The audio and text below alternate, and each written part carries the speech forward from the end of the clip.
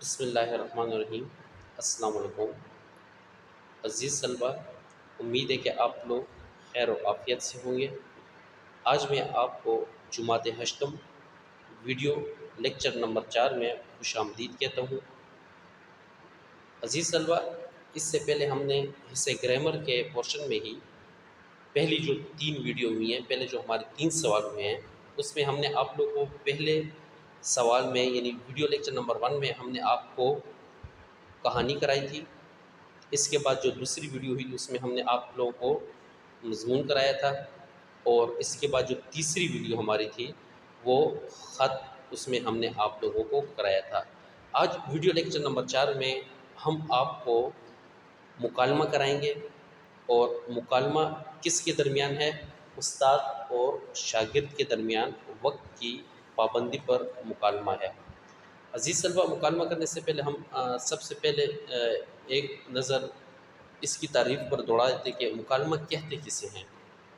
تو ہم اس کی تعریف کی طرف آ جائیں تو مکالمہ کی تعریف یعنی مکالمہ کہتے کسے ہیں؟ مکالمہ جسے انگریزی زبان میں ڈائلاگ کہتے ہیں، زباندانی کی ایک نہایت اہم صنف ہے۔ اس کے لغوی معنی ہیں ہم کلام ہونا۔ اصطلاح میں دو آدمیوں کے آپس میں بات چیت کو مکالمہ کہتے ہیں۔ بعض اوقات مکالمے میں 2 سے زیادہ افراد شریک ہوتے ہیں۔ ہر شخص اپنی باری پر دوسرے ساتھیوں کے ساتھ سوال و جواب کرتا ہے۔ جیسے کہ ہمیں پہلے ہی پوائنٹ میں ہمیں پتہ لگ گیا کہ مکالمہ کسے کہتے ہیں؟ 2 افراد، 2 آدمیوں، 2 طالب علموں کے درمیان جو بات چیت ہوتی ہے آپس میں، اس کو مکالمہ کہتے ہیں۔ تو اس میں 2 سے زیادہ افراد بھی شریک ہو سکتے ہیں، اور ہر شخص اپنی باری پر ایک دوسرے کے ساتھ سوال و جواب کر سکتا ہے۔ مکالمہ نویسی کے مندرجہ ذیل ہدایات کو پیش نظر رکھنا ضروری ہے۔ ایک جب مکالمہ عزیز طلبہ ہم لکھتے ہیں تو اس میں جو مندرجہ ذیل ہدایات ہیں اس کا ہونا ضروری ہے، تب جا کر ہمارا مکالمہ مکمل ہوگا۔ مکالمہ چونکہ بولنے یا کلام کرنے کا نام ہے، اس لیے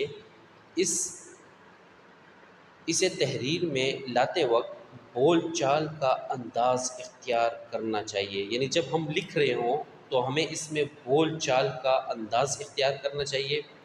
مکالمے کی زبان دلچسپ اور شگفتہ ہونی چاہیے۔ سوال و جواب میں مخاطب کے مرتبے اور مقام کا پورا لحاظ کرنا چاہیے۔ یعنی جو مخاطب ہے آپ لوگوں کے ساتھ، یعنی آپ لوگ جس سے مکالمہ کر رہے ہیں اس کے مقام، جیسے کہ ہم آج جو مکالمہ کر رہے ہیں استاد اور شاگرد کے درمیان وقت کے موضوع پر جو مکالمہ ہے، وقت کی پابندی پر موضوع پر جو مکالمہ ہے، تو ہمیں استاد کے مقام پر بھی مرتبے کا بھی خیال رکھنا چاہیے۔ تو استاد کو چاہیے کہ وہ طالب علم کے مرتبے کا خیال رکھے۔ تہذیب و اخلاق کے معیار سے گھرا ہوا کوئی لفظ نہیں بولنا چاہیے۔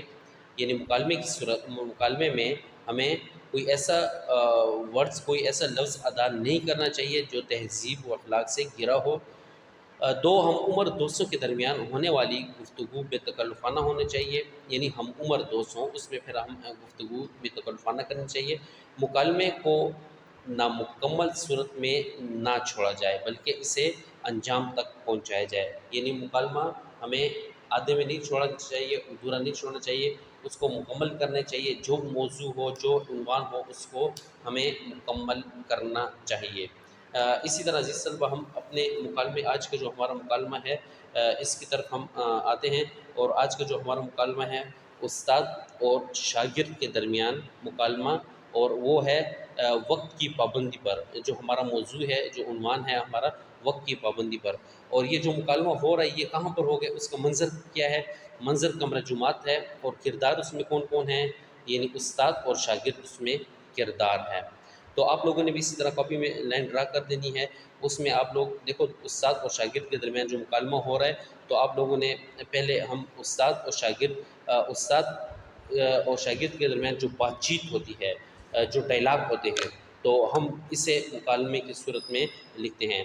استاد: کیا بات ہے وہی، آج بہت دیر سے اسکول آ رہے ہو؟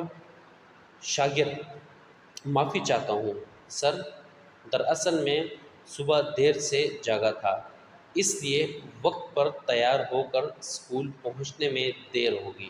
یہ ابھی استاد شاگرد سے پوچھ رہا ہے کہ آج، وحید کو کہہ رہا ہے کہ آج تم پھر اسکول دیر سے آ رہے ہو۔ تو شاگرد کہہ رہے کہ معافی چاہتا ہوں سر، دراصل میں صبح دیر سے جاگا تھا۔ استاد: کیوں دیر سے جاگنے کی کیا وجہ تھی؟ طبیعت تو ٹھیک ہے نا؟ شاگرد: آپ کی دعا سے بالکل ٹھیک ہوں، بس رات کو دیر سے سویا تھا، اس لیے وقت پر صبح نہ اٹھ سکا۔ استاد: دیر سے کیوں سوئے تھے؟ کیا روزانہ دیر سے، یعنی استاد مجھ سے پوچھا روزانہ دیر سے ہی آپ سوتے ہو، یا روزانہ دیر سے سوئے ہو، یا صرف آج ہی ایسا ہوا ہے؟ اب استاد سے اس میں مکالمہ کرتے ہیں، کیا تم روزانہ دیر سے سوتے ہو، یا صرف آج ہی یہ اس طرح ہوا ہے کہ تم دیر سے آ رہے ہو اسکول؟ شاگرد کیا کہتا ہے پھر؟ شاگرد: سر، یہ تو میرا روزانہ کا معمول ہے، یعنی روز کا اس کا معمول ہے، رات کو دیر تک پڑھتا ہوں، اس لیے صبح جلدی جاگنا مشکل ہے۔ یعنی استاد کو ابھی شاگرد کہہ رہا ہے کہ میں رات کو دیر تک پڑھتا ہوں، اس لیے صبح جاگنا جلدی مشکل ہے۔ استاد: تو گویا نہ فجر کی نماز، نہ صبح کی سیر، اس کا مطلب نہ وقت کی پابندی، نہ صحت کا خیال۔ اب استاد شاگرد کو کہہ رہے کہ آپ نہ وقت کا خیال رکھتے ہو، نہ صحت کا خیال رکھتے ہو، نہ وقت کی پابندی کرتے ہو، نہ سیر کرتے ہو۔ تو شاگرد کیا کہتے ہیں، ماسٹر صاحب کیا کروں، اگر رات کو پڑھائی نہ کروں تو کورس کیسے ختم ہوگا؟ استاد: ارے بندے خدا، پڑھنے سے کون روکتا ہے؟ اب استاد شاگرد کو کہہ رہے پڑھنے سے آپ کو کون روکتا ہے، لیکن یہ کون سی عقل مندی ہے کہ نہ وقت پر پڑھائی، نہ وقت پر سویا جائے، اور کل ہی ہم نے وقت پر پابندی پر مضمون لکھا تھا، یعنی کلاس روم میں ہم نے کل وقت کی پابندی پر مضمون لکھا تھا۔ استاد کس سے مخاطب ہو کر کہہ رہا ہے؟ دوسرے پیج پر ہم آ جاتے ہیں، تو شاگرد: آپ کا ارشاد بجا ہے،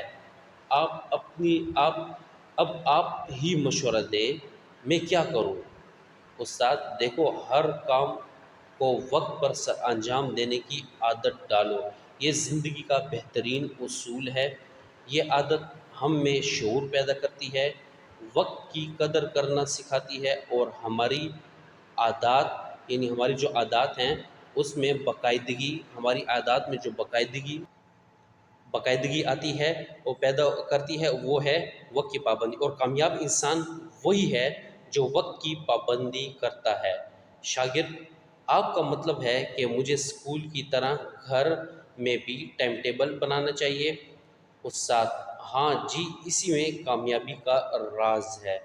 اچھا طالب علم وہی ہوتا ہے جو وقت کی پابندی کرے، وقت پر سوئے، وقت پر کھیلے، اور جس کے روزمرہ کے تمام معمولات میں باقاعدگی، یعنی اس کے جو معاملات ہیں روزمرہ کے، اس میں باقاعدگی پائی جائے۔